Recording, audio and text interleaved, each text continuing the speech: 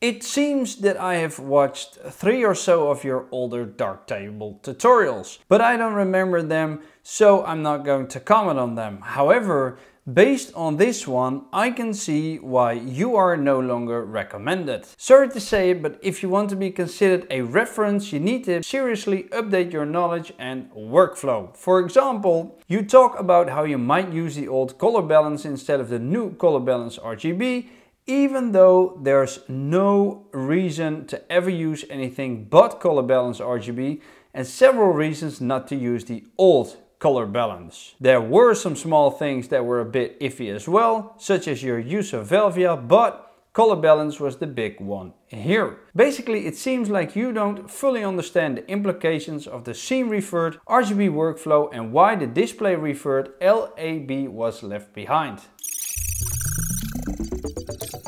Since this comment definitely struck me, I figured I would use this moment of constructive feedback to make a video. I've never made a video about a comment being made, but there must be a first time for everything. There's 2 ways how you can approach Darktable. The first one is from a scientific point of view and the second one is from a creative point of view. And in most of my videos I always went with the creative point of view. And the goal of the edit was to achieve a certain type of look or feel. For instance, my video on how to create the Mad Max Fury Roads effect or the Matrix effect. And for those of you who have been following me for a while now also know that I like to keep my images as close to reality as possible. Now, in the past, I've had comments before on how I didn't address the mechanics behind Darktable, and there was a reason for that, simply because my videos were never about the why, the scientific point of view. Why are we able to achieve certain results in Darktable? What do certain modules do in the background? It's one of the reasons why I felt I was taken less serious, because I wasn't as hardcore on Darktable as some of the others. On the other hand though, it's one of the things people praise me for, that I do not make videos longer than necessary. You won't find videos of over an hour long on my channel because it's just not my type of content. There are others for that specific need. Which brings me to the fact that I'm not mentioned on the website anymore. Some say it's because I haven't been as active with uploading before. However, as said, I have the biggest library on Darktable and actually I'm not the only one who's not as active anymore.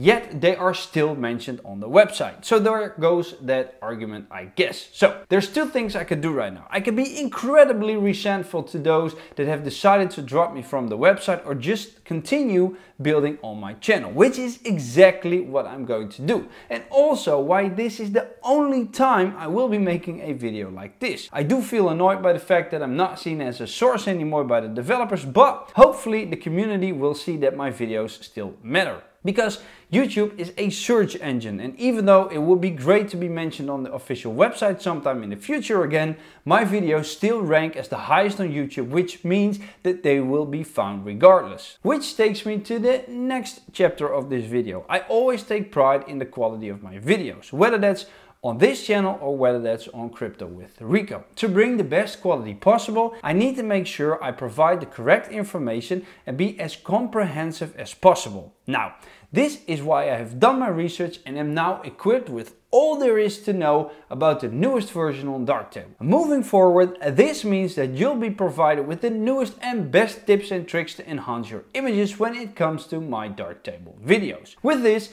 I hope that the general consensus will be that my channel is relevant again. For all you diehard fans from the first hour that have still supported me regardless of where I was, I salute you. And for the haters among us, I hope that my new videos will convert you and make you just as enthusiastic as the majority. Because here's the situation, I can drown myself in comforting lies saying how everybody loves my content and how I cater the needs of Darktable and DaVinci community, denying myself the unpleasant truths of people that take their precious time to give me insightful comments on what I could improve or what I have missed. The Darktable community has one of the most hardcore fans I've ever seen, being relentless on videos where information is being shared that's not either up to their standards or incorrect or overseen. Because I like to see everything from a positive side, I want to use this feedback to grow my knowledge and then share it with everybody else rather than getting resentful. One final thing that I want to say to those behind their keyboards is this. If you know all about a program, then go grab a camera and record yourself. Get in front of a camera, use OBS with a screen recorder, get a microphone and record yourself explaining all there is to know about a program. Add value to YouTube and the community of the program that you know all about and help people become better. It's very easy to judge the work of others, but try creating some of your own. It's even easier to just watch what someone has created while just sitting on your couch and then spilling your opinion about it. But I invite you to do and try what we do week in, week out, year in, year out, coming up with new ideas, new ways in improving your videos and your channel. It's a lot harder than you might think. Keep that in mind when spilling your tea. So in conclusion, my take from this is that I'm going to use your constructive feedback to provide better content. Let me know your take from this video in the comments. Subscribe for new content and I'll see you next time. Doei!